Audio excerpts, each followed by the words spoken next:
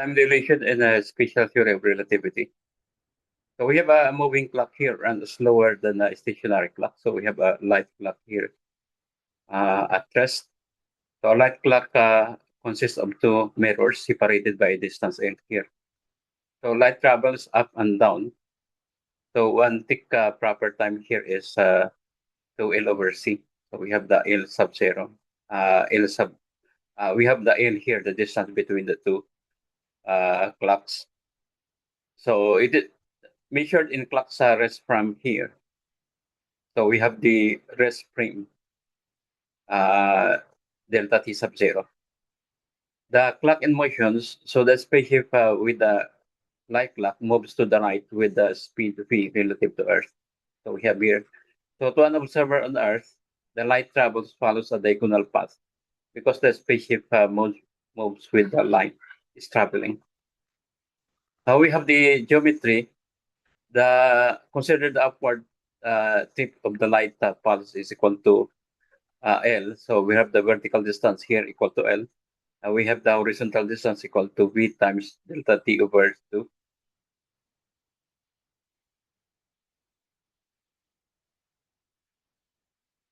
And by Pythagorean theorem, so we have this.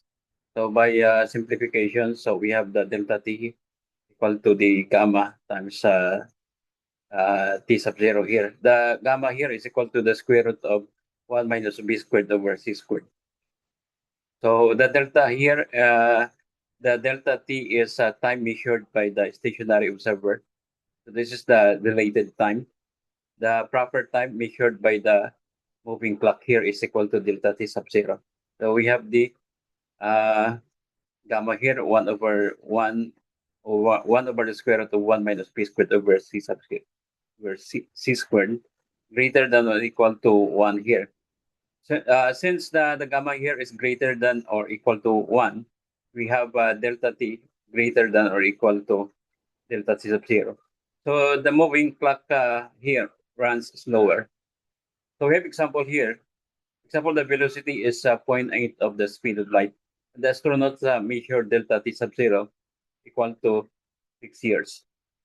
So our gamma here is 1.67 by substitutions. So the delta here is equal to 10 years. So this is the Earth observer measurement at 10 years. Now for the astronaut, his measurement is 6 years.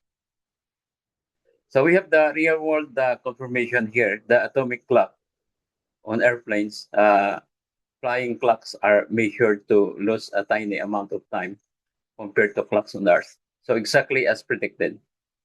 So the cosmic ray muons have a short lifetime, to 0.2 microseconds at rest, but many reach Earth's surface because their time is dilated. Then we have the GPS satellites here. So satellite clocks are corrected for time dilation due to speed and gravity. Without correction, GPS errors would grow rapidly. So we have a clock at rest here, delta T sub 0. We have the moving clock at the speed V. So others see the clock run slower here. This is gamma times delta T sub 0 greater than delta T sub 0. So time here is relative. Everyone says their own clocks tick normally.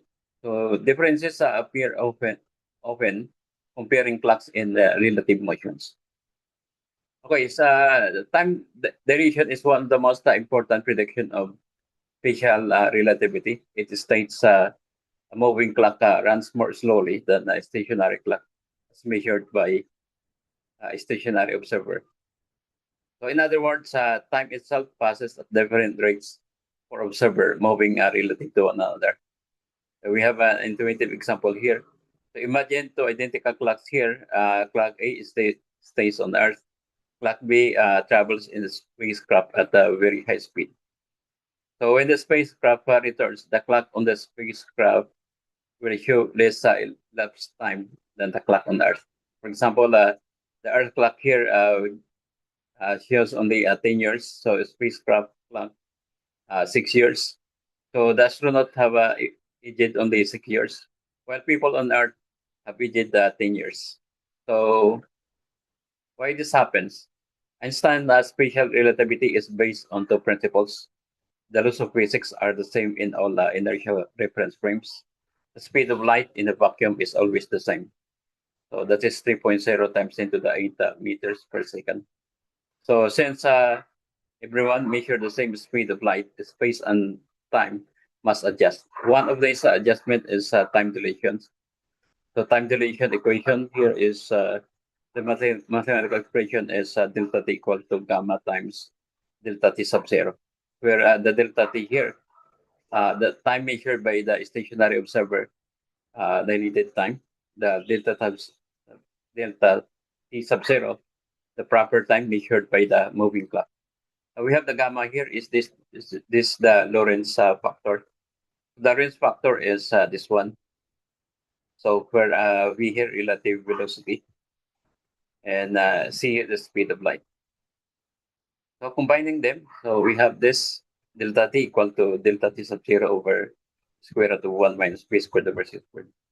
So we have example here by substitution here. So the Lorentz factor here is the given velocity is 0.8 of the speed of light.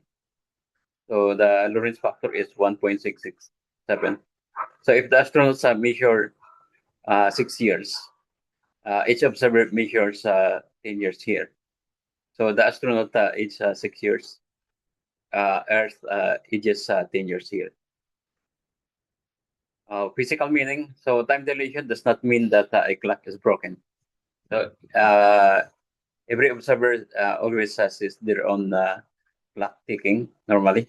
So the difference appears only when comparing clocks that have been in relative motions. You have the experimental evidence. So time dilation has been confirmed many times, including by atomic clocks run on airplane with zero tiny but measurable differences from clock left on Earth. So we have the muons created by cosmic rays. Although muons have a very short time, many reach Earth's surface because from our perspective, their internal clocks runs more slowly while they travel at a speed close to the speed of light. We have the GPS here. Satellites whose onboard clocks must be corrected for both spatial relativistic time dilation due to their speed and general relativistic effect due to Earth's gravity. Without this correction, GPS positioning would quickly become inaccurate. So time dilation is therefore not just a theoretical object. It is a real experimentally verified object and an essential part of modern technology. We have the mathematical simulator here. For example, the velocity is 0.5 of the speed of light here. Okay. And the proper time here is equal to 10.